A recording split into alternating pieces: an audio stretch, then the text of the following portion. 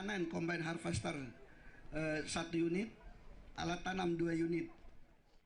Meski sudah memasuki musim kemarau, namun produksi gabah kering giling di Kabupaten Banyuasin tetap berjalan.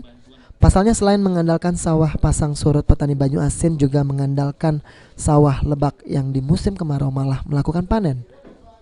Area luas lahan lebak yang mulai melakukan panen yakni 28.205 hektar luas lahan yang terbagi di 5 kecamatan, yakni Kecamatan Rambutan seluas 5.960 hektar, Kecamatan Rantau Bayur seluas 16.177 hektar, Kecamatan Banyuasin 1 Lebak seluas 4.490 hektar, dan Kecamatan Sembawa seluas 706 hektar.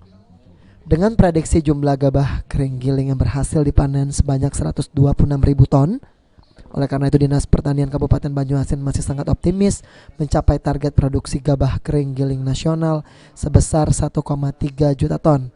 Lantaran hingga kini jumlah produksi gabah kering giling sudah mencapai 1,1 juta ton lebih gabah kering giling. PLT Kadis Pertanian Banyuasin Zainuddin juga menerangkan pihaknya telah menyiapkan langkah antisipasi kekeringan, diantaranya mendirikan posko-posko pemantauan dampak kekeringan hingga tingkat desa melalui tenaga penyuluh pertanian, serta pengoptimalan kerja UPJA untuk menyiapkan atau menyediakan alat pompa air dan panen di daerah sawah lebak. Sulaiman Pal TV.